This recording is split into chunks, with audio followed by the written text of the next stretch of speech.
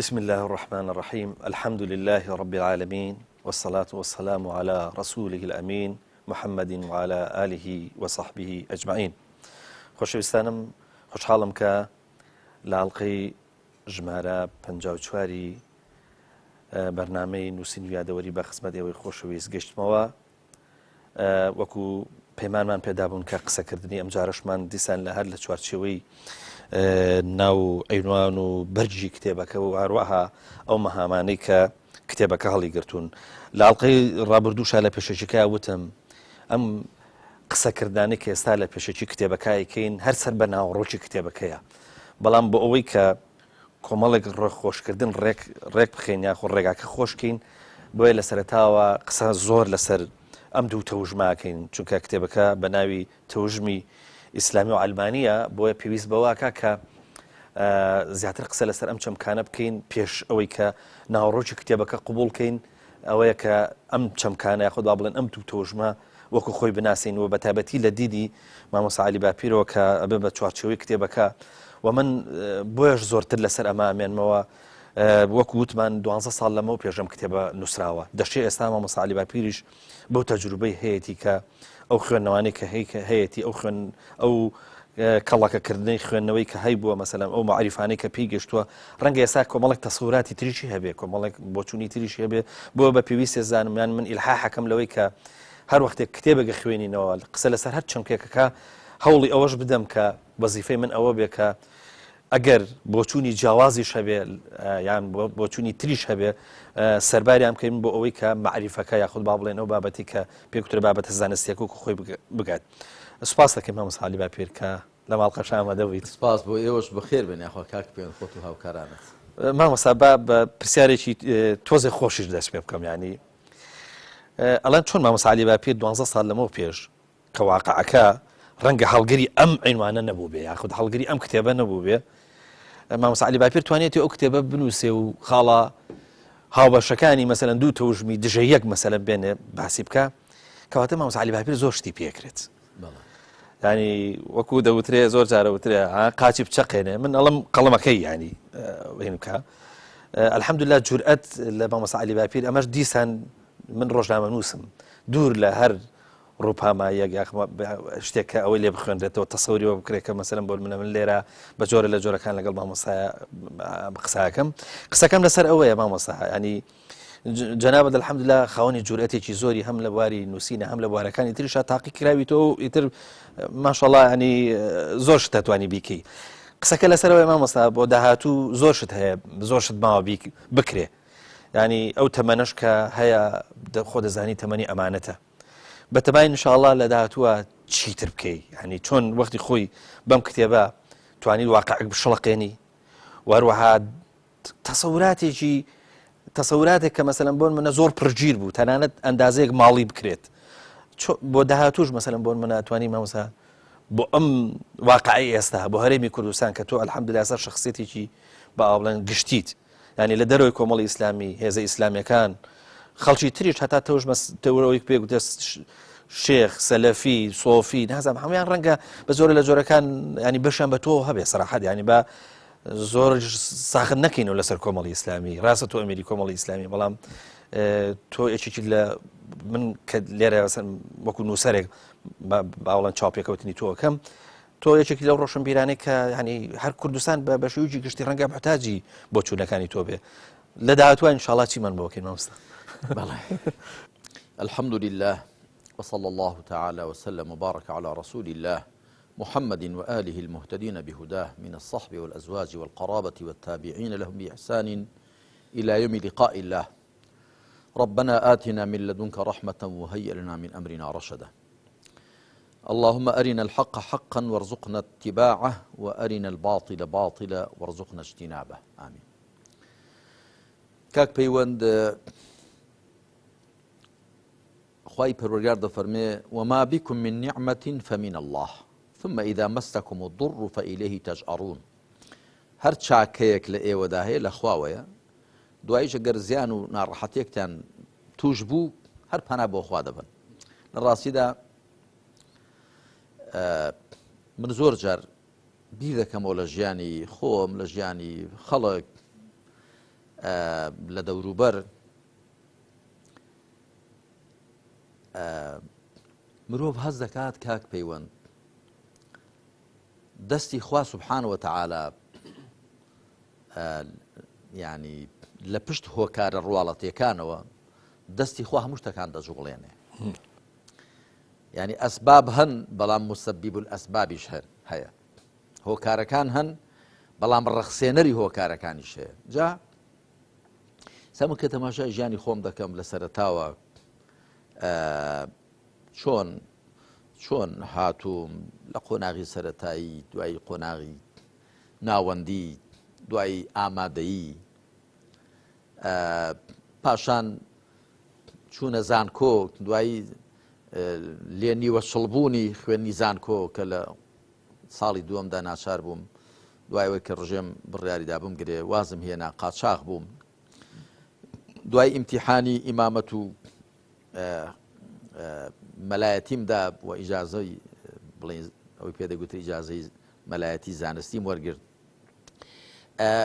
کێستا تەماشای ژیانی خۆم دەکەم ئەو ژینگەیە و ئەو بارودۆخە کە ڕەخساوە من تێیدا ژیاوم و ئاخرەوە هەبوو کاریگەری هەیە لەسەر کەسایەتی مرۆڤ کاریگەری هەیە لەسەر شێوەی بیرکردنەوەت کاریگەری هەیە لەسەر شێوەی ڕەفتارکردنت یعنی مرۆڤ ئەگەر زۆر لە خۆی وریانە بێ زیاتر دەچێتە حاڵەتی جەبرەوە کەوا هەست پێی هیچی لە خۆتەوە نییە بەڵام دەبێت لە خۆت وریابی نەچێ حاڵەتی جەبرەوە کە دەڵێن مرۆڤ وەکو پەڕەمریشتێک وایە با دەیجوڵێنێ هیچی لە خۆیەوە نییە هەروەکو لەو لاشەوە باوەڕ و متمانە بەخۆبوون و هەوڵدان و کۆششکردن و لەسەر پێی خۆوەستان پاش پشت بەخوابەستن وات لێ نەکا کە بچی حاڵەتی بیرۆکەی ئیعتیزالەوە کە بڵێ مرۆڤ خوڵقێنەری کردەوەکانی خۆیەتی بەهەرحاڵ ئەوەی کە جەنابەت ئاماژەت پێدا کە چیت کردووە بە تەمای چیدی کە هەیە ئەوانە وەکو گوتم هەرچی چاکەیەکمان لەدەست بێ بە تەکید هەمووی بەخششی خوایە بەڵام دیارە خوا سوبحانەوە تەعالا ئاسانکاریشی بۆ کردوین خۆمان ماندوو بکەین ڕەنج بدەین بە هیچ شتێ بەبێ ڕەنج بەبێ خۆ ماندووکردن دەست ئینسان ناکەوێ وئەن لەیسە للئینسانی ئیلا ما سەعا جا ئەو خەتی نێوە ڕاستگرتنە کاک پەیوەند لە نێوانی جەبر و ئەوەدا کە مرۆڤ خوڵقێنەری کردەوەکانی خۆتی دەبێت ئینسان زۆر لێ وریابێ بۆ ئەوە کە بەو لایەدا نەشتێەوە بڵێ وەڵا ئەمن هیچ نیم هەرچی کراوە خوا پێم دەکا کەوان نییە چکە مرۆڤ مادەم سزا و پاداشتی لە بەرامبەردا هەیە کەواتە ئەو ویستە کە بە مرۆڤ دراوە ئەو توانانە کە بە مرۆڤ دران بای ئەوەندە هەن کە چاکەیان پێ بکات تاکو پاداش بدرێتەوە یا خراپەیان پێ بکات تا سزا بدرێ بەڵام بای هێندە نین کە مرۆڤ لە خۆی بایی بێ بڵێ هەموو هی خۆمە بۆیە خوا دەفەرمێ وما بكم من نعمة فمن الله جناب بتأكيد أجر زيانشمان توجبه وإذا مسكم الضر نافرمي خو زيانكش همي ببيستي خواه توشده بلام أبي ببي دياري كدني بكر هناوا وإذا مسكم الضر أجر زيانتان توجبو فإليه تجأرون هر بنابو خواه دبا بە کورتی ئەوەی لە ڕابردوودا کردومانە من بە بەخششی خوای دەزان و تۆفیق و ئاسانکاری خوای پەروەردگارە بەڵام بە تاکید پێویستیشی بە خۆمادووکردن و هەوڵدان و ئەوەی جەنابەت دەڵێیت یعنی غیرە دۆ بەرخۆدان و جار جار گوێنەدان بە لۆمە و ڕەخنەی خەڵک و کە خوای پەروەردگار دەفەرمێ وەلا یەخافونە دەومەتە لائیم یعنی خوا سوبحانه وتعالى لە سەرەتاوە ئەو بەخششەی بە من داوە کە شتێکە قەناعەتم پێ بێ بتوانم بێڵێم بەبێ ئەوەی تەماشا بکەم داخوا چەند کەس ڕازین و چەند کەس تووڕەن بەڵام هەوڵیشم داوە خوا سوبحانه وتعالى پێما بێ ئەوەشی پێ بەخشیوم کە ئەوەی کە دێڵم بۆ خەڵساندنی کەسم نەبێ و بۆ ڕازیکردنی کەسیشم نەبێ هەڵقوڵای و قەناعەتی خۆم بێ مەرجیش نییە ئەوەی هەڵقوڵای و قەناعەتی خۆمە هەمووشی تێدا پێکابم و لە ژیانمدا کە تەماشا دەکەم خی پەروەردگار ئەو بەخشەشەشی پێداوم کە هەر کاتێک هەستم بە هەڵی خۆم کردبێ کە دیارە ئەو کەسە هەڵە ناکە کە هیچ ناکە ئەو کەسە هەڵە ناکە کە هیچ ناکە مرۆڤ کە قسەی کرد هەڵە دەکا لە قسەدا ئەگە کاری کرد هەڵە دەکا و ئینسان لە هەڵەکانی خۆیەوە فێر دەبێت یعنی ئینسان کە کار دەکا لە میانی کارکردندا کە هەڵە دەکات جەلەوەدا فێر دەبێ من هەموو جارە دەڵم ئینسان لە ئیشێدا فێرە ئیش دەبێ ئەوەش گرنگە کە تو هەست بە کەم و کوڕەکانی خۆت بکەیت چ بۆ خۆت هەستی پێ بکەیت چ دڵسۆزێک پێت بڵێ چ لە ئەنجامی لەگەڵ واقعەتێک جیراندا بۆت دەرکەوێت کە ئەو بیرۆکەیەت هەڵە بووە من لە هێندێک لە کتێبەکانی خۆمدا مەسەن ئاماژەم کردووە جارێ لە هێندێک لە کتێبەکان کە چەند جارێک چاپ کراونەوە دەڵێم ئەوە لە چاپی پێشوام گوتووە بەڵام ئێستا بۆم دەرکەوتوە هەڵەیە ئێستا ئاوا دەڵێم و هەندێک جار ئەوەی کە هەڵە بۆ زانیومە کە پێویستە لا هەر لام بردووە ینی بۆ پێویستم نەزان هەر بمێنێتەوە جاری واشە هێشتومەتەوە ئەوە کاتی خۆوام گوتووە بەڵام ئێستا ناشڵێم ئەوە ڕێ تێ ناچێت بەڵام ئەو ڕایم پێڕاسترە جا ئێستا چیم بەدەستەوە هەیە ئەم کۆمەلگای ئێمە پێویستی بە زۆر دەستکاری هەیە هەم لە ڕووی دینداری هەم لە ڕووی دنیاداری بەردەوام جەنابەت هەست دەکەی کە من کتێبی تازەم دەردەچن و کۆڕ دەبەستم و لە ڕێ ئەو خلانەوە کە دەیان کەینەوە لە کۆڕ و مەجلیسەکاندا من ئێستا هەر بۆ بینەران و بیسەرانی بەڕێزیش بزاندرێ من ئێستا گەورەترین پرۆژەکە لە بەردەستمدا هەیە بە زمانی کوردی تەفسیرە کوردەکەمە کە تا ئێستا 11 بەرجی لێ چاپکراوە تا سوورەتی یوسف بەرجی 12 بەڕێوەیە بێتەوە کە سوورەتەکانی ڕەعد و ئیبراهیم و حیجری تێدان و بەرگەکانی 13 و 14 و 15 کە سوورەتەکانی نەحل و ئیسراء و کەهف و مەڕێمی تیان تێدان لە ژێر چاپن و ئەوی دیکەش چکە خوێنەران زۆریان دەپرسن لە تەفسیرەکە گەیشتووە کوێ من گەیشتومە سەر سوورەتی ئەززخروف کە جوزئی 25 و واشم گوڕ لێ خواردوتەوە کە هەتا تەواوی نەکەم لەمە دووە دەستی لێ هەڵنەگرم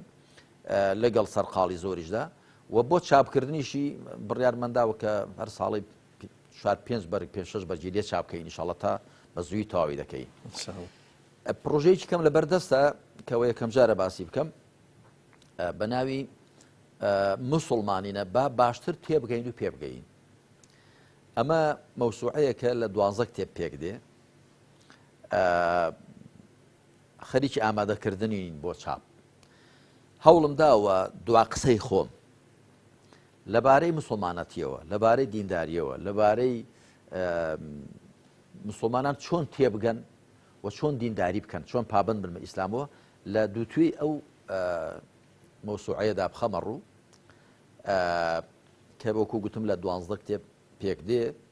ئاڵقەی یەکەم یا کتێبی یەکەم بریتێ لە واقعی دژواری ئومەت هۆکار و چارەسەر و هەروەها ئەوانی دیکەش ئەوە پرۆژەی بڵین داهاتوومە بەڵام تا من ئەو پرۆژانە ئینشاڵڵا جێبەجێ دەکەم و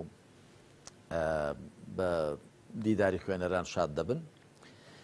شتیکە دێتە پێشێ یعنی بۆ وێنە من لە ماوەی ڕابردوودا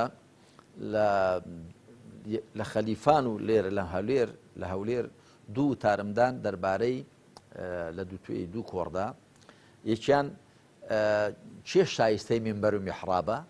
هی دووهەمیشیان لێرە چۆن شایستەی مینبەر و میحراب دەبین ئەوە دیارەوە نەبێ هەر بۆ مامۆستایانم بوو بێ واتە بۆ مەلایەکان بۆ زانایان بەڵکو بۆ هەموو ئەوانەی کە باسی ئیسلام دەکەن بۆ هەموو ئەوانەی کە دەیانەوێت خەڵک بەرەو ئیسلام بێننەوە لە ئیسلام تێبگەێنن ئاماژەم کردو بە کۆمەڵێشتی گرنگ کە ئێستا و دووتارە نووسراونەوە و لە شێوی کتێبێکدا چاپ دەکرێن سپینێ بە ڕەنگە شتێکی دیکە بێتە پێش بابەتێکی دیکە بە پێویستی بزانم قسەی لێ بکەم جا ئێمە مادەم لەم کۆمەلگای خۆمانداین پێویستە بەردەوام کارلێک بکەین لەگەڵ کۆمەلگادا ئەگەر هەیە لە من دەپرسێ مامۆستا ئەو کتێبانە چۆن نووسیوە ئەوە چۆن دەتپەڕژێ دەڵێم کاکە من کتێب نانووسم وەکو تەرەفی فیکری وەکو کات بەسەربردن وەکو خولیا هەر کتێبێکە دەینووسم بەسەر هاتێکی هەیە هەمووی لە لام گاڵاڵە دەبێت دەگا پێدەگا جا وتارێک بووە نیوەڕۆکی کتێبەکە وتارێک بووە یاخود بیرکردنەوەیەک بووە سا بۆ وێنە ئەوەی هەڵوەشانەی و پەڕگیری نەقد و تەتەڕف کە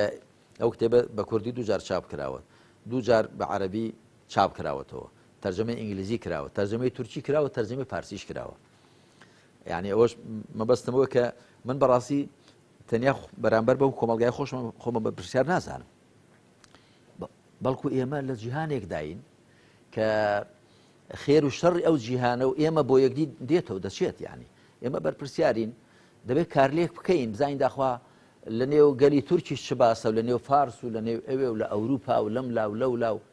یعنی لێشیان وەربگرین و پێشیان بدەین جا هەتا ئەو هەستە هەبێ و ئەو کارلێکردنە هەبێ بە تەکید لە ڕووی فیکریەوە دەڵێم ینی لە ڕووی دیارە هەڵوێستی سیاسی و کارکردنی ڕێکخراوی و حیزبی و ئەوانش بە تەکید جەنابەت دەزانی کە کار و چالاکی هەر هەیە هەتا ئەو هەستە هەبێ ئەو جۆرە کارلێک و ئەو دەرهاویشتانە کە لە دوو توێی کتێب و نامیلکە و هەڵوێستی سیاسی وانەدا بەرجەستە دەبن هەر بەردەوام دەبن مامۆستا بە فرسەتی زامان پرسیارەش بکەم ڕاستە ئەوەی کە پێگوتە شەرع لە ناو کتێبەکانە مەوجودە وەکو نەزەریات بەڵام ینی زەحمەتە مەسەلەن بۆن منە تۆ مەرجەعێکت بۆ دروست ببێ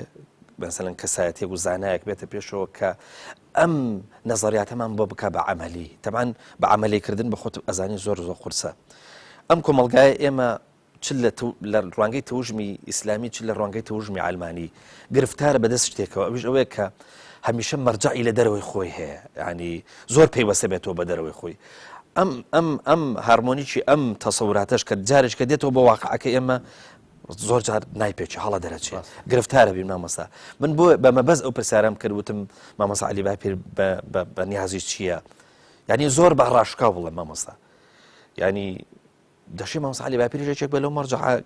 ناوخۆی و با بڵێن ئەوانی کە مثلەن لە کوردستانە هەیە و پەیوەست بە بارودۆخی خۆمان مامۆستا ینی تەسەووری کەی بکەین کە تۆ مثلەن بۆ من کەسایەتێک لە تەمەنێکی دیاری کراوەوە واروەها بەردەوام لە ناو کاری ئیسلامی هەم بە شێوازی ئەوەی کە پێگوترێت نەزەریات و خوێندنەوە هەن لە بواری عەمەلیە ئیشی کردبێ تاکی چاوەڕێ ئەوە بکەین کە مەسەلەن بۆن من ئێمە ئەم مەرجەعەمان بۆ دروست نەبێت کە ینی تەبەنی بۆ چوونەکانی بکەین بە جۆرە لە جۆرەکان ئەو مەرجەعە بێت کە پەیوەست بێ بە واقعەکەی خۆمانەوە دیکە ئێمە دەردەدار نەبین بە دەروی خۆمان ڕاستە کاک پەیوەند ئەوە دەگەڕێتەوە بۆ قەناعەتی خەڵک و کۆمەڵگا ئیدی من لە ذاتی خۆمدا چۆن خۆم دەبینم تۆ چۆنی دەبینی بەڵام دوجار دەگەڕێتەوە بۆ قەناعەتی خەڵک و کۆمەڵگا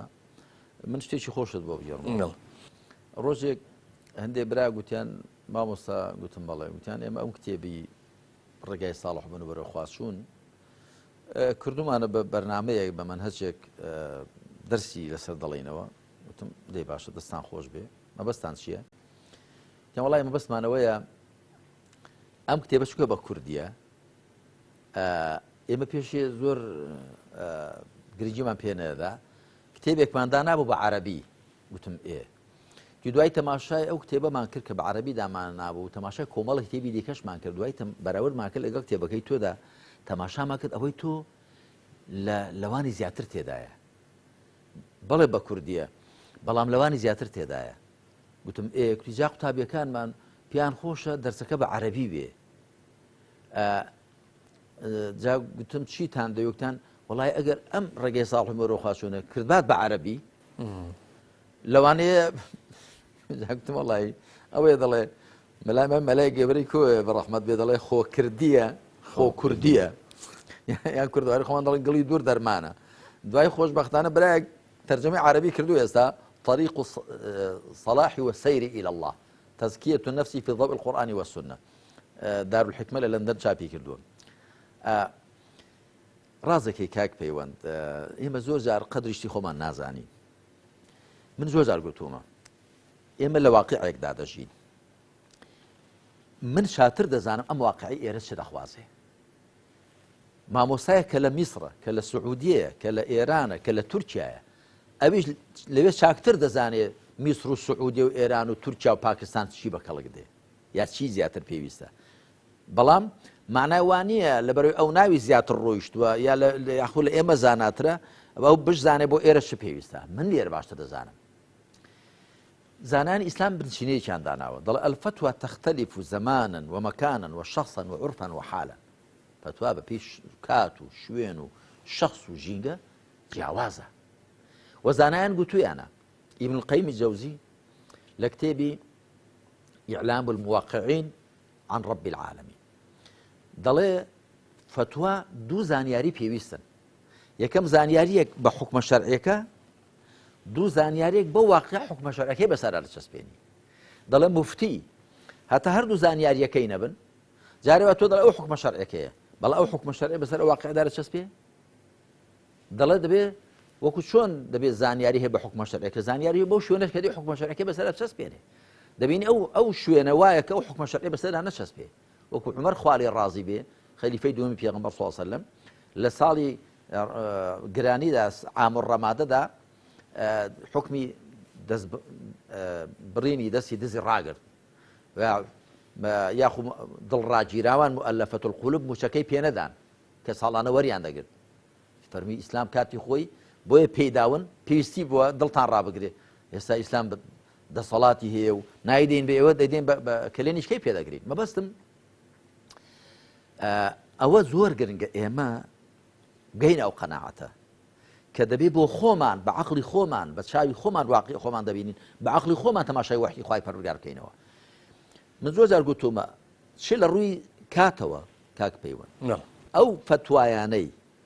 تەمە لەو بوارانەدا کە دەگۆڕێن یەکێ ڕەنگە بڵێ جا باشە کوا ئەمن بواری بووناسی و ئیمان و عەقیدە و عیبادەت و پەرستشەکان بواری باریکەسێتی گۆڕانکاری وای تێدا نابێت چونکە پەیوەندیان بە ڕوح و جەوهەری مرۆڤەوە هەیە ئەوەی زانایان گوتویانە زۆری چەسپاوە بەڵام بواری کۆمەڵایەتی و سیاسی و ئیدارەدانی وڵات و ئابووری و جەنگ و ئاشتی ئەوانە زۆر دەگۆڕێن بۆیە پێویستە ئێمە جاریش کە تەماشای وحی بکەینەوە جا چ لە ڕووی کاتەوە چ لە ڕووی ژینگەوە یعنی ژینگەی میسر جایە لە هی کەنداو ئەوێت جایە لە هی پاکستان ئەوێت جایە لە هی ئێرە دەبێت جاریش کە تەماشایکەنەوە بۆیە ئەوە پاڵی بەبەندەوە ناوە کە تەماشا بکەم لە هەموو ئەو بوارانەدا کە کۆمەلگاکەم پێویستی پێێتی دیندارێکی ڕاست و دروستکە من هەوڵم داوە تێگەیشتن و قسەی خۆم خەمە ڕوو بۆ دەوروبەرەکەم پێشێ لە ڕووی ئیمان و عەقیدەوە مەوسوعەی ئیمان و عەقیدەی ئیسلامی کە 50 محاضەرە بوو کراوەتە 6 مەوسوعەیەکی 6 بەرجی لە ڕووی ئیسلام و دەوڵەتداریەوە ئیسلام و دەوڵەتداری کە مەوسوعەیەکی 4 بەرجیە لە ڕووی ڕەوشت و ئاکارەوە مەوسوعەی ڕەوشت و ئاکاری مەوسوعەیەکی گەورەیە لە ڕووی تەزکیەی نەفسەوە زانایان ئیسلام چێن و چۆن کە ئەو کتێبەش تەرجەمەی عەرەبی و فارسی و ئەوانەش کراوە لە ڕووی بیرکردنەوەوە فکر بیرکردنەوەی ئیسلامی لە نێوان وحی واقعدا کە مەوسوعەیەکی 5 بەرجیە لە ڕووی ئیمان و ئیلحادەوە کە مەوسوعەیەکی گەورەی 1100 لاپەڕەیە لە ڕووی یاد و بۆنەکانەوە یاد و بۆنەکان و جەژن و بۆنەکان هەڵسەنگاندنێک بۆ تەماشا مشتومڕ هەیە لەسەرەوەی ئەرێ یادی لەدایکبوونی پێغەمبەر سڵ بکرێتەوە یان نەکرێتەوە ئەرێ ڕۆژی منداڵان ڕۆژی ڕۆژنامە نووسان ڕۆژی سەوزایی ڕۆژی دار و درەخت ڕۆژی جیهانی چی ئەوە بیدعەتە چ علاقەیە بیدعەت توشتەوە ئەوە هەمووی هەڵس و کەوتی بینی خۆمانە ومن لەو کتێبە ڕەخنەم گرتووە لە ئیبن باز و لە ئیبن عوثەیمین هەر بە قسەی خۆیان ڕەخنەم لێگرتوون لەلایەکەوە دەڵێن بیدعەت پەیوەندی بە عەقیدە و عیبادەتەوە هەیە لەلایەکیشەوە دەڵێن هەموو یاد و بۆنە و جەژنەکان بیدعەتن باش مادە یاد و بۆنە و جەژنەکان پەیوەندیان بە هەڵس و کەوتەکانی خۆمانەوە هەیە بیدعەتیان نایەتە نێو تەماشام کرد مەسەن لە ڕووی گوێگرتن لە گۆرانی و مۆسیقا و سرود و مەسەلەی نواندن تەمثیل و ئەوانە تەماشا مشتومڕ هەیە هەڵسام کتێبی گۆرانی و مۆسیقا و چەند بابەتێکی هەنێ لە بەڕۆژنای قورئان و سونەتدا بە کورتی هەرسم کرد بێ هەر شتێک لە هەر ڕوویەکەوە پێویست دەکات کە قسەی خۆمان لەکەم قسەی خۆمانمان لەبارەوە کردووە هەڵبەتە من بەحەقەت بە پلەی یەکەم ئەگەر تەماشای کتێبەکان کەی بە زۆری هەموو هەردەڵ بە ڕۆژنای قورئان و سونەتدا بەڵام بۆ معنایوانە سوودیشمان نەبینیوە لە بەرهەمی زانایی کەس سوودمان بینیوە جاری وا هەیە زانایەک لە میسر لە خەلیج لە شوێنێکی کەشتێکی گوتووە هێندێکین بەدڵ هەندێکین بەدڵ نیە یا جارێ من تێگەیشتێکی کەم بۆ دروست بووە ئێستا بە تایبەتی لە دووتوێی تەفسیرە کوردەکەمدا کە ڕەنگە گەر هەمووی تەواوی خواتەمەدا گەورەترین تەفسیر دەردەچێ یعنی بە کوردی هیچ بە عەرەبیش تەفسیری وا گەورە ڕەنگە نەبێ مەسەلەن کە لەوانێ زیاتر لە 20 بەرگ دەرچێ و هەر بەرگەی بەرجی وای 1000 لا پەڕە 900 تا 800 تا 700 ئەوانە لەوێدا من زۆر بۆ چوونی خۆم بەس ئەو گەورەیە تەوان ناشگاتە دەستی هەموو کەس بەڵام دوایی دەگونجێ بە زۆر شێوەی لەو تەفسیرە بە هەرە وەربگیرێ من هەموو کورتەباز دەیهێنم کورتەباسەکانی جیا بکرێنەوە مێژووی پێغەمبەران عەلەیهیمو سەڵاتو جیا بکرێتەوە و دەقە تەرجەمە کوردیەکەی جیا بکرێتەوە دەگونجێ بە زۆر شێوە لێ بەهرەمەند بین بە کورتی دەمەوێت بڵێم کە هەستکردنم بە بەرپرسیارەتی بەرامبەر بەو کۆمەلگای خۆم وای پاڵی پێوەناوم کە من لە هەر ڕوێکەوە بە پێویستی بزانم قسەی خۆمانمان هەبێ بۆ خستنە ڕووی ئیسلام لە ڕووی سۆزینەتەوایەتی کە تا ئێستا 4 جار چاپ کراوە و هەموو ئەو کتێبەکانی من مەسەن چەند بابەتێکی چەند مەسلەیەکی باوی سەردەم و ئەم تەوژمی ئیسلامی و عەلمانی یعنی هەموو کتێبەکان هەمووی هەڵقوڵاوی واقعەکەن و هاندەر و پاڵنەرێکیان هەبووە کە ئێمە قسەی خۆمانمان و تێگەیشتنی خۆمانمان هەبێت لەم وڵاتەی خۆماندا بۆ دینی خوای پەروەردگار دەست خۆش مامۆستا دێمەوە جارش کە ئەندازەیەک بۆ ئەو حەوت خاڵی کە بۆ بە بنەمای مامۆستا بۆ بە بنەما بۆ ئەم بۆ ناوەڕۆکی کتێبەکە ئەوەی کە من تێبینیم کردووە خۆ سیرم کردووە ئەو حەوت بنەمایە زۆرینەی ژیانەگرنەوە مامۆستا جا نازانم ئەوەی کە درێژە بێتەوە لە هینی کتێبەکەیە ئەمانە بنن خاڵی کۆکی و خاڵی ناکۆک یاخود ئەم مەسەلەن بۆن منە بە جۆرە لە جۆرەکانە بن بە ئەو خاڵی تەبایە کە مەسەلەن تەوژمی ئیسلامی و عەلمانی گەیەنن بە یەک قسەکە لەسەر ئەوەیە خۆ ئەگەر لەسەر ئەمانە کۆک بین لەسەر زۆرینەی ژیان ڕەنگە مامۆستا کۆک بین کاک پەیوەند من ئەو حەوت خاڵە ڕازە فەرمی کە گوتومە بۆ وێنە تەوژمی ئیسلامی و تەوژمی عەلمانی واتە ئەوانەی کە بڕوایان وایە دەبێت ئیسلام جێبەجێ بکە لە مواقعی ژیاندا ئەوانش کە بڕوایان وانە خە دەوێت سیکۆلاریزم تەبەنی بکرێ وانییە کە ئێمە لە دوو شی و دابین دەنگمان نەگاتەیەک یان نەتوانین پێکەوە هیچ لێک تێگەیشتێکمان نەبێ گوتومە بۆ وێنە ئەو حەوت خاڵە کە جەنابەت نازانم داخوا دیاریت کردوونیان نە ئەوەی کە لە یادم بێ گوتمە ئاوەدانکردنەوەی وڵات بۆ وێنە سەقام گیرکردنی ئاشتی و تەبایی زیاتر کە هەیە بەڵام چاکتری کەین و قوڵتری کەین بۆ وێنە لە ڕووی فیکر و زانستیەوە بەرەو پێشبردننی کۆمەلگا بۆ وێنە دابینکردنی ماف و ئازادیەکان و هەروەها گەشە پێدانی کۆمەلگا لە ڕووەکانی لە ڕووی ئابووری لە ڕووی ئیداری ئەوانەوە بۆ وێنە سەروەرکردنی یاسا بەدامەزراوەکردنی کۆمەلگا ئەمانە هەمووی بۆ هەموو لای وەکو یەکەن بەڵێ لە درێژەی کتێبەکەشدا ئەوانم زیاتر کردووە بە خاڵی هاوبەش و لەگەڵ کۆمەڵشتی دیکەش ڕێزگرتن لە مرۆڤ پاراستنی مافەکانی ێ باشە هەمومان مرۆڤین هەمومان مافمان هەیە هەموو مرۆڤێک حەزەکە کە مافەکانی بۆ دابین بکرێن کەرامەتی پارێزراو بێ ئازاد بێ بەڵێ ئەمانە زیاتر ئەو خاڵە هاوبەشانن و دیارە خاڵی هاوبەشی دیکەش هەن کە لە درێژەی کتێبەکەدا باس کراون ئەمانە وەکو چەند نمونەیەک من هێناومنەوە کە ئێمە وەکو خەڵکی ئەم وڵاتە بیرکردنەوەمان هەر شتێک بێ بەرنامەکەمان هەر شتێک بێ بەڵام ئەم خاڵانە دوجار هەمومان پێویستیمان پێیان بەڵێ مامۆستا بۆی تەسەووری ئەوە نەکرێت کە ئێمە لەم کاتەیە ئەم کتێبەیە هێنین و باسێکین و شرۆڤەیەکەین تەسەووری ئەوە بکرێت کە ئێمە ئەمانەوێ مەسەلەن دۆخی تەبایی ناوهەرێمی کوردستان کە الحەمدوللا تا ئەندازەیەک ئێستا ئەم تەبایە هەیە کەمەش نیعمەتێکی خوای پەروەردگارە تەسەووری ئەوە بکەم کە ئێمەمانەوێ ئارامی بنینەوە یاخود پشێوی بنینەوە یاخود بمانەوە دیسان جارێک کە ئەم دەرزە دروستکەینەوە قسەکەی لەسەر ئێمە لەسەرەوەی هەر لە سەرەتاوە بۆی بینەران و خۆشەویستان چونکە جگە لە باوا بڵێن خەڵکی دیندار و ئەوە بەڵێن خەڵکی بە ئیلتیزام خەڵکیی جیاوازتری گوێ لەم بەرنامەکە ئەگری خۆت ئەزانیت بۆی تەسەوری ئەوە نەکەن کە گفتوگۆکردنی ئێمە گفتوگۆکردنە لەسەر دروستکردنەوەی دەرزەکان جارێککە بەڵکو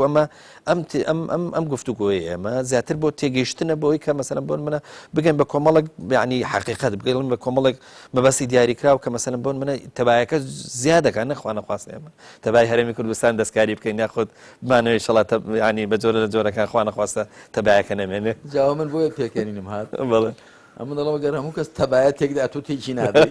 پێویستی زۆر نەرم و سپاس دەکەم پێدی و مەند و ناوەڵا پێماوە هەر کەس گومانەی پێ بردە و گومانە بە تۆ نابردرێ سپاس دەکەم ئەگەر گومانە بە من ببەن بە حکم پاشخانی پێشتر بەڵام من کاتی خۆشی کاک پەیوەند قەنەعەتم وا بووە ئەو کاتێکە لە خەباتی شاخیشمان دەکرد خەباتی شاخیشمان دەچی ڕژێم دەکرد ئەویش ڕژێمێک کە دانی بە هیچ شتێکی ئێمەدانە دەهێنا هەموو پردەکانی پچڕان بوون بە منطقی قووەت لەگەڵ ئێمەدا دەدوا بە ئاگر و ئاسن مامەڵی لەگەڵ میلەتی ئێمەدا دەکرد هیچ شارمان نەبوو چەنگ بە شاخی بدەین و چەک بە شانیدا بکەین مەبەستمەوە کە ناوگومانە نابێ ببردرێت چونکە بۆ هەر کتێبەکە بۆ خۆی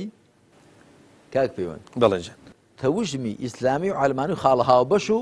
جیاوازەکانیان ئێمانە هەر کتێبەکە بۆ خۆی بۆ ئەوەیە کە ئێمە ئەم دوو تەوژمە ئەو دوو کۆمەڵە خەڵکە کە یەکێکیان ئیسلام تەبەنی دەکا وەکو بوون ناسی وەکو ئیمان و عەقیدە وەکو بەڕێوە چوون بەڕێوەبردنی ژیان ئەوی دیکەشیان غەیری ئیسلام تەبەنی دەکا کە زەقترین نمونەی غەیری ئیسلام لە وڵاتی ئێمەدا سیکۆلاریزمە بزانین ئایا خاڵە هاوبەشەکانیان چین زیاتریان کەن قوڵتریان کەنەوە و خاڵە جیاوازەکانیشیان چین چونکە من کاک پەیوەند قەنەعەتم وایە ئێمە لەبەر ئەوەی کە تەبابین پێکەوە ڕێکبین پێکەوە هاوکاربین ئەوە معنای وانییە کە ئێمە تایبەتمەندیەکانی یەکدی لەبین بەرین جیاوازەکانی یەکدی لەبین بەرین تەماشا خوا چی دەفەرمێ قل يا أهل الكتاب تعالوا إلى كلمة سواء بيننا وبينكم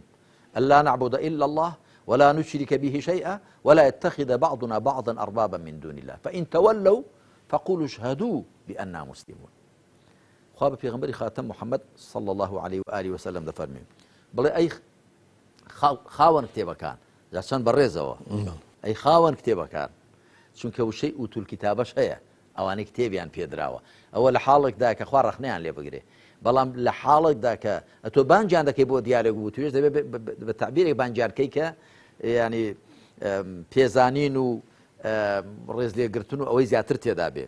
وەکو دەڵێ لكل مقام مقال قل يا أهل الكتاب کەواتەوەش کتێبتان هەیە ئەهلی سەقافەت و ئەهلی العلم بەرنامەتان هەیە کتێبتان هەیە شارەزان ئەی خاوەن کتێبەکان وەرن بۆ وشەیەک کە خاڵی هاوبەشە لە نێوانماندا چییە؟ سێشتی باس کردووە ئەلا نعبد إلا الله تەنیا خوا بپەرستین ولا يتخذ بعضنا بعضا أربابا ولا نشرك به شيئا هیچ شتێک نەکەینە هاوبەشی ولا يتخذ بعضنا بعضا أربابا من دون الله هەندێکمان لە زیاتی خوا نەکەینە پەرستراو نەکەینە پەروەردگار فإن تولوا ئەگە پشتیان هەڵکرد ئامادە نەبوون بۆ ئەوە فقولوا اشهدوا بأننا مسلمون نافەرمی شیر و تیریان لێ بسوو نافەرمێ سەنگەریان لێ بگرە هەر پێیان ڕابگەێنە بڵێ دەجا ئێوە شاید بن ئێمە ملکەچین بۆ خوا ئێمە و ملکەچین بۆ خوا و لەسەر ڕێبازی خوا دەڕۆین بەڵام ئێوە ئامادەنین دیارێکمان لەگەڵدا بکەن لە سوورەتی ئەعرافدا خوا سبحانه وتعالى بەسەراتی شوعەیبدا تعبیرێک دەفەرمێ زۆر جێی سەرنجە بۆ مەسەلەی تەبایی و پێکەوە ژیان و یەک هەڵکردن دەفەرمێ وإن كان طائفة منكم آمنوا بالذي أرسلت به وطائفة لم يؤمنوا فاصبروا حتى يحكم الله بيننا وهو خير الحاكمين بقى لكي دفرمي قال كومالكتان بروان هنا بو بيامي كمن بيداني بمن دانير دراوة وكومالشي بروان فينا هنا شو بكين سجران ليك دي بقرينا فاصبروا يكدي تحمل كان صبر بقرن دان بخودا بقرن حتى يحكم الله بيننا تاخوا لبين من دا دوري دكا وهو خير الحاكمين أيش باشترين دادورة لشوي رنجة ما بس في الروشي دوائي به واتبع فيك هو يجدي تحمل كين هذا شيء قيامته اللي يخوي تعالى تصوير حسابه لبين ذاك بالير اللي شي درنا كين ياخذ فاصبروا وتدا بعدين خذها بقرين تاکوخوا دادوەریمان لە بیندا دەکات بەو شێوە یان ئێوە دێنە سەر قەناعەتی ئێمە یا بڕواکان دێنە سەر قەناعەتی بڕوادارەکان یاخود بێ بڕواکان بڕوادارەکان قەناعەت پێدێنن بەڵام نەک بە سەپاندن بەڵکو بە قەناعەت پێهێنان و لێ حاڵی کردن. جا مەبەستم ئەوەیە کە ئێمە بۆیە من خاڵە جیاوازەکانیشم باس کردووە ناخۆ دەمتوانی هەر بڵێم خاڵە هاوبەشەکانی نێوان تەوژمی ئیسلامی و عەلمانی بەڵام بۆیە ئەویشم باس کردووە من پێم وایە کە ڕێزگرتن لە مرۆڤ ئەوەیە تۆ ڕێز لە تایبەتمەندیەکانیشی بگری ڕێزگرتنی ئەهلی ئیسلام لە غەیری ئەهلی ئیسلام یا ڕێژگرتنی تەوژمی ئیسلامی لە تەوژمی عەلمانی ئەوەیە کە دان بە جیاوازیەکانیشی دابێنێت تایبەتمەندیەکانی کاکە تۆ تایبەتمەندیانت هەیە ئەتۆ جیاوازیانت هەیە من ئامادەم بەو جیاوازیانەشەوە تۆم قبوڵ بێ تۆش ئامادە بەو جیاوازیانم شمۆکە من هەمە تایبەت تۆ منت قبوڵ بێ کەواتە سەرنجام دەی پێکەوە بژین بەڵام وەرە بۆ ئەوەی کە هەمیشە لێک هەڵ نەبەزینەوە با ئێمە ئەو خاڵە هاوبەشانە کاریان لەسەر بکەین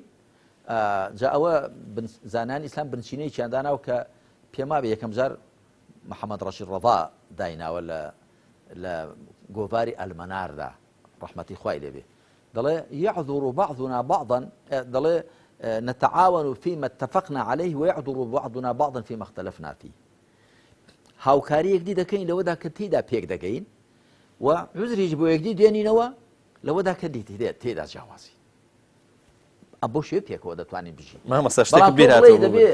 تۆ ئیلا بێ سەر قسەکەی من ئەویش بڵێ نەخێ تۆ دەبێ سەر قسەی من نەخیکە هەر کەسە لە سەر قسەی خۆی بێ بەڵام با بزانین ئایا لە نێوانی ئەو دوو قسانەدا ئەو دوو بەرنامەدا هیچ خاڵی هاوبەش نییە ئەو تەخوای پەروەردگار بۆ ئەهلی کتاب دەفەرمی وەرن بۆ خاڵە هاوبەشەکان کە سێ خاڵی هاوبەشی باس کردووە کە هەموو خاوەن عەقڵێک هەرخوا بپەرسترێت. مامۆستا شتێک هەیە زۆر گرنگە سەبارەت بە ئەو مەسەلەی خاڵ هاوبەشەکان یعنی ئەو خاڵانی کە کۆکن ینی تۆ گەر تێبینیت کرد بێ ینی گەورەکردنی جیاوازی هەمیشە لە لای ئێمە لە پەروەردەی ئێمە مەسەلەن بۆ منە گرنگیی زۆری پێداوە ینی ئەگەر بۆ نمونە لە هەندێک لە گۆڤارەکانە دوو جاری وا بوو دوو ڕسمی هەیە مامۆستا دوو ڕسم ئەگوت مەسەلەن چەند جیاوازێکی ئەم دوو ڕسمە لە یەک کاتی دیاریکراوە مەسەلەن بدۆزەرەوە نەمدیوە بڵێ خاڵی مەسەلەن بۆن منە کۆکیان بدۆزەرەوە هەمیشە قسە لەسەر جیاوازیەکان بووە ئەمە لە باگراوند و هەروەها لە فەهمی ئێمە جیاوازبوون زۆر لەگەڵمانە گەورە بووە مامۆستا کاریگەری مەسەلەن بۆن منە حتا ئەمە کاریگەریی گەورەی سیاسیشی دروست کردووە ئەم بوونی جیاوازیانە بۆیە هەر وەختێک کە هاتی لەسەر خاڵی کۆک ئەوانە کە نزیکمانەکەتەوە هەر لە خۆ بەدەست خۆمانی هەڵوێستەیەکەین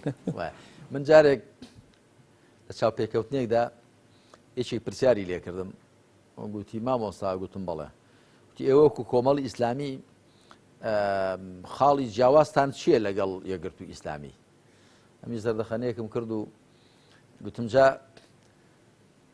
ئەوەی کە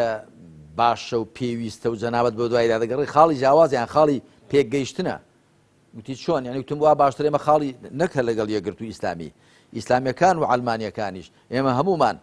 وا باشە خاڵی تەبامان زیاتر بن یاهی ناتەبا وتی وڵاهی تەبا دەکتمە تۆ پرسیار لەوە بکە کە باشترە جارێک برایەک بەتەما بۆ کۆڕێک ببەسێ لە دهۆک ئەڵبەتە بە ئەسڵ کورد بوو بەڵام ئاخاوتنەکەی بە عەرەبی بوو ڕاوێژێکی بەمەر کرد گوتی مامۆستا گوتم بەڵێ وتی بەتەما کۆڕێک ببەستم بەو ناو نیشانە گوتم چییە ئەسباب و تفرق المسلمين وكتب عربي لا يخلق بعربي باشتر تيدغا كي داخو تبينيت شيء مش تماشاكم كردو قلت ملا يك تبينيم هي اجا بقسم بكي قلت شيء قلت بلا اسباب توحد المسلمين قلت جاو هل قررت قلت جا هل يجي رجع او جراسته قلت بو قلت اتو بدو اود هذا قري مسلمان ليك بلاوكي ياخذ يشي ام خي والله بۆ زۆر لێک بڵاو کاکە تۆ کەواتە ئەوەی کە مەبەستە ئەوەی کە ئامانستە ئەوەی کە باش ئەوە بکە بە ناو نیشان جاوە ئەو شتانە هەند جارێکی دیکە ئەمە کاتی خۆی لە کۆیە کە شەڕ و کێشە ببوو دوای بارەگامان دوو بارەگە ڕابوو بۆ کۆیە گوتیان مامۆستا گەربەی ئێمە بۆ ئیفتتاحکردنەوەی بنکەی کۆیەمان جەنابە دووتارێکمان بۆ بدە و احتیفالێک دەکەین و ئانە گوتم باش ئەمنیش کە چوون پێشتر چوون ئەوە سەعاتێک پێشتر لافی تێکیان هەڵواسی بوو نووسی بوویان با خەڵکی کۆیە هەر بزانن کە ئەو کاتە بزوتنەوە بوو بزوتنەوە ئیسلامی هەر دەمێنێ وەکو بڵێ چقڵی چاوی دوژمنانە ئەمیش تەماشای لافیتەکەم کرد و وتم ئەو لافیتە ناکرێ بێگۆڕمتان بەرێ وەڵام مابێتی تمزای کەلیمەی لێ بگۆڕن گوتیان چی نووسیبیان با ناحەزانی ئیسلام شتێکی وە تم نووسن با دۆستانی ئیسلام بزانن لە کۆیە کەمە هەردوینەوە بۆ نێویان تانجا مەبەستا بۆ خۆڵی پێشەوانە دەبێتەوە جا ئێوە ئێستا دەتانەوێت بە خەڵکی کۆی بڵێن ئێوە ناحەزی ئێمەن و ئێمەش دێنەوە سەرسینگتان یا دەتانێت بڵێن خەڵکی کۆی ئێوە دۆستی ئێمەن و ئەمە لێرە ناچار بووین بڕۆین و ئێستا هاتوونەوە لای دۆستەکانی خۆمان تیان وڵا ئەوەی دووەمان مەبەستە دەکەم ئەوە بکەن بە ناو نیشان جا کاکە پەیوەند جاری وا هەیە ڕاز دەکەی جۆری بوونناسی ئینسان جۆری تێڕوانینی ئینسان شێوەی هەڵسو کەوتەکەی دیاری دەکات ئێستا من مەبەستم ئەوەیە ئامانجم ئەوەی ئەم خەڵکی ئێمە لەم وڵاتە تەبابێ ئەگەر هەمووی گونجا لەسەر ئیسلام کۆبێتەوە فەبیها وەنیعمەت کە هەر ئەوە ڕێی ڕاستە ئەگەر نەگونجا لەسەر ئیسلام کۆبێتەوە بابە لەسەر هەر ڕێیەکی هەیە بەڵام وەرە با پێکەوە تەبابین هاوکاری یەکدی بکەین لەسەر خاڵانی کە خاڵی هاوبەشن کە هەمومان پێویستیمان پێیانە هەمومان پێویستیمان بە وڵاتیش ئەوەدانمان هەبێت پێمەنی و ئاسایش بەرقەرار بێت پێکەوە تەبابین لە ڕووی زانستیەوە بەرەو پێشۆ بچین دیاسا سەروەر بێ وڵاتمان بەدامەزراوە بەڕێوە بچێ میزاجی نەبێ حیزبی نەبێ هاوڵاتی بوون و مرۆڤبوون پێوەربێ بۆ مامەڵەکردنی دەسەڵات لەگەڵ خەڵکدا نەک ئینتیمای حیزبی ئەوە هەمومان پێویستیمان پێێتی مامەسا دەمەوێت پێشکەشکردنەکە ئەوەی کتێبەکە پێشکەش کراوە بە چێ دوو خاڵە دوو خاڵەکە بخوێنمەوە بەو کەسانەی هێندە ئازە و بوێرن هەر کات پاش لێ بێ ئاگابوون حەقیان ناسی بە سێنایی دانی پیادێن و دەستبەرداری بیرۆڕۆی هەڵەی خۆیان دەبن هەرچەندە قەناعەت و بڕوایەکی لێمێژینەشیان بوو بێ ئەمە خاڵی یەکەم خاڵی دووەم هێندە ئازا و سربەستن ڕێگە بە قسە و بۆچوونی هیچ کەس نادەن هەر کەسێک بێ کە لە دڵیاندا ڕەگدا بکوتێ و ببێتە قەناعەت هەتا لە مەحەچی عەقڵ و زانیاری نەدەن بەکردەوە و حاڵ نەک بە قسە و بانگەشە بڕوایان بە تەبایی و پێکەوەژیان هەیە لەگەڵ نارە فیکرەکانیشاندا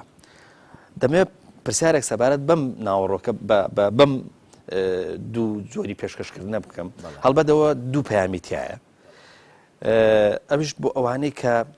مامۆستا لە هەردوو تەوژمەکە بابی خەمەوە سەر تەوژمی ئیسلام و ئەڵمانیەکە هەیە ئەو قەنەعەتی کە هەیەی کۆنکرێتی کردو مامۆستا یعنی بەڕەحایی ئەوە ئامادەنی هیچ گۆڕانکاریی لێ بکە هەست دەکەم ینی پەیامەکە بۆ ئەوانەیە کە ینی هەر وەختێک مەسەلەن بۆن منە حەقیان پێگەیشت هەر وەختێکە زانیان کە مەسەلەن ئەوەی کە ڕەجی داکوتاوە مەسەلەن بۆن ملە لە دڵ و دەرونیانە کە زانیان مەسەلەن بۆن منە حەق نییە کە زانیان ڕاست نییە ئازایەتی ئەوەیە کە بیگۆڕن مامۆستا ئایا مەسەلەن بۆن منە ئەم پامەی تۆ مەسەلەن بۆن منە بە جۆرە لە جۆرەکان ڕووی لە بە بڵێن هەردوو بە بڵێن ئاراستەکەی یاخود لە ئاراستێکی دیاریکراوە وڵی زیاتر ڕووم پێ لە تەوژمی ئەڵمانی کردووە چونکە بەڕاستی ئەو کاتە من حاڵەتێکی دۆگمایی و جمودم زیاتر لەواندا دەبینی بەرامبەر بە تەوژمی ئیسلامی ینی تاک هەندێک نووسەریان هەبوون جار دانیان بە هێندێک خێری ئیسلام و موسڵمانەتیدا دەهێنا ئەگەرنا ئەوانی کە بە زۆری ڕاست و سەر پێچیان بەسەر هەموو شتێکدا دەهێنا لە ئەنجامی ممارەسەی هەڵەی هەندێک لە خەڵکی موسڵمانیش لەوانەیە ئەوە کارداوانەوە بێ بۆ ممارەسەی هەڵەی موسڵمانان بەبێ کە بۆ خۆم چندی ڕاستی ئیسلام بکەن جا من زیاتر ڕوون پێلەوان بووە بەڵام بە تاکیدەوە قسەیەکە ئەوی دەکەش دەگرێتەوە کەسانیشی مسلمانیش دەگرێتەوە کە نەک ئیسلام بۆچوونەکانی خۆی پێ حەقی مطلقن کە لە ڕاستی حەقی ڕەها تەنیا لای خوایە وقل الحق من ربكم بڵێ حەق تەنیا لە پەروەردگارتان حەقی ڕەها بەڵام ئێمەی مرۆڤ حەقی ڕێژەییمان لایە ئەندازەیەک لە حەقمان لایە دەگونجێ ئەندازەیەک ناحەقیشی تێکەڵ بوو بێ و ئەوش بەڕاستی ئازایەتیە کە مرۆڤ کاتی حەقی دەکەوێتە بەرچاو ئامە دەبێت دەستبەرداری قەنەعەتە هەڵەکانی پێشووی بوو بێ با تەمەنێکی لەگەڵیاندا ژیابێ هەموو کەس ئەو جورئەتەی نییە هەموو کەس ئەو ئازایەتیەی نییە کە بتوانێ ئەو قەنەعەتە ڕۆچ و ڕیشەدارانەی کە هەی بوون بەڵام بۆی دەردەکەوێت کە هەڵن دەستبەرداریان ببێ جا بۆیە من پێشکەشی ئەوانە کردووە کە کراون بەڕووی بیر و بۆچوونەکانی دیکەدا و پاشان ئازایەتی و جورئەتی ئەوەشیان تێدا هەیە کە دەستبەرداری قەنەعەتە هەڵەکانیان ببن و پاشان بەکردەوە و بە هەڵوێستیش نەک هەر بە قسە و شیعار ئامادەن بۆ تەبایی چکەی وا هەیە هیچی تێدا نێشتۆتەوە قەرسیلی تا ئێرە دێنێ ئێمە ڕێ بە هەموو کەس دەدەین و ئێمە لەگەڵ دیموکراسی داین و لەگەڵ ئازادی بیر و ڕاداین بەڵام دوایی کە تەماشا دەکەی قسەیەک دەکرێت شتێک دەکرێت کە زەرەری بۆ پەزەکانی ئەو هەیە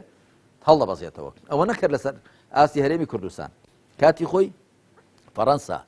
من چاک لە یادمە لە ساڵی 92 کە جەبهەی ئینقاذ بەرەی ڕزگاری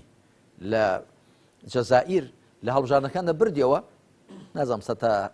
هەشتای دەنگەکان سەتانەوە چەندیان هێنا فەڕەنسا کە دەوڵەتێک کە زۆر شانازی دەکات بە دیموکراسی و بە ئازادی بیر و ڕاو چی و چییە لە یادمە لە باڵاترین دەسەڵاتیاندا گوتیان دیموکراسی لە جەزائیر لە مەترسیدایە چونکە خەریکە قۆڵی دەستی ئیسلام لە قۆڵی دیموکراسیەوە دێتە دەرێ ینی ئیسلامیەکان دەردەچون دەبێ بچین و فعلەن چوون و پشتگیری ئەو تاقم عەسکەرەیان کرد کە حکمڕان بوون و کودەتایان بەسەر ئیرادە و ویستی ئازادانی خەڵک و جەماوەردا کرد ئەمجا ئەمە نەکرد فەڕەنسا کاتی خۆی حەماس لە هەڵبژاردنەکانی 2006 نەیبردەوە لە فەڵەستینی زەوت کراو ئەو شوێنی کە بڵێن بەدەستی خەڵکەکەوەیە بەڵام ئەمریکا ئەو زلهێزە تەدەخولی کرد نەیهێشت ئیسلامیەکان حەماس حکمڕانی بگرێتە دەست هەرچەند لە هەڵبژاردن ببوویەوە لە میسر ئەوە خۆت ئەوە دەزانی کاتی خۆی لە سەردەمی نەجمەدین ئەڕبەکان نمونە زۆرن کە بەداخەوە ئەڵمانیەکان زۆر چیکڵدانیان گچکەیە زۆر کەم حوسەلەن کاتێک دێتە سەر جێبەجێکردن بەڵام بە تیۆری بە قسەکردن جا قسە فەقیرە هەموو کەس پێی دەوێرێ بەڵام کە دێتە سەر جێبەجێکردن کە تەماشا دەکا ئەو تەوژمە ئیسلامیە ئەگەر سەرکەوتوو بێ ئەوە بەدەری کابرا جادووی ئەوان هەڵدەوەشێتەوە و بە جۆرێکی دیکە وڵات ئیدارە دەدرێکە عیب و عار و عەورەتی ئەوان دەردەکەوێ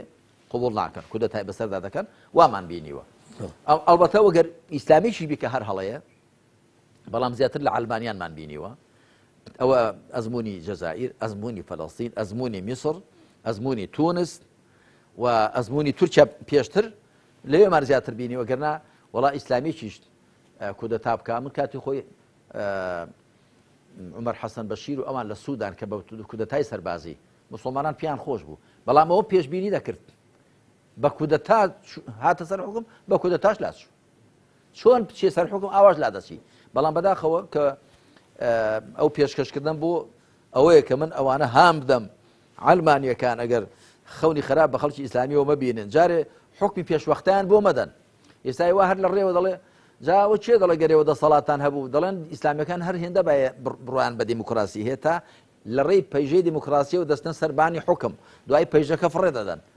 چێوا دەڵێ تۆ وا دەڵێ ئاخر باشە ئەزمونت کردووە باشە من دەڵێم لە مسلمانانی میسر گەڕابان ئەو 4 ساڵ حکمی خۆیان کرد بە دوایی بۆی بەکردەوە بۆتان چەسپا باگوباتن ئەوە تاوایان کرد باشە تۆ لە تونس لێ گەڕابای باشە لە فەڵەستین لێ گەڕابای ئەزمموی حکمڕانی ئیسلامیمان بینی باە عەلمانیەکان جا ئەو کاتە بەڵگەتان بەدەستەوە دەبوو بەڵای هەر نەتانێت حکمڕانی بکەن تا بزانین داخوات چۆنە ڕاستە زۆر سپاس مامۆستا تەمان ئەم هەویرە ئاو زۆرە کێشێ زۆریەوێ بۆیە ئینشاءڵڵا بۆ ئاڵلقەکانی بێتەوە دیسان وەکو وتم لەگەڵ ناوڕۆکی کتێبەکە ئەگەر پرسیارێکی تریش هات ئینشاءڵڵا ئاڕاستی جەناب تێکەین و هەروە ئینشاءڵڵا جەنابیشت وەڵامانەیت وڵا جەنابەت پرسیارەکان بە نەفەسی درێژەوە دەکەین ئەمی بە ناشاری بە نەفەسی درێژ وەڵامت دەدەمەوە جا دوو ئاڵقە هەر خەریکی بەرگەکەی بوو بین دەبێتن ئاڵقەکەی وا باشترە مامۆستا بۆیە من چونکە ئیشی ئەمە تێگەیشتنە ڕاستەکەی بەڵێ خۆشەویستان ئەڵقەی ژمارە 54 لێرە کۆتایی هات تاکو بە یەگەیشتنەوەیکی دیکە هەمووتان سپاردەی لای بن خواتان لەگەڵ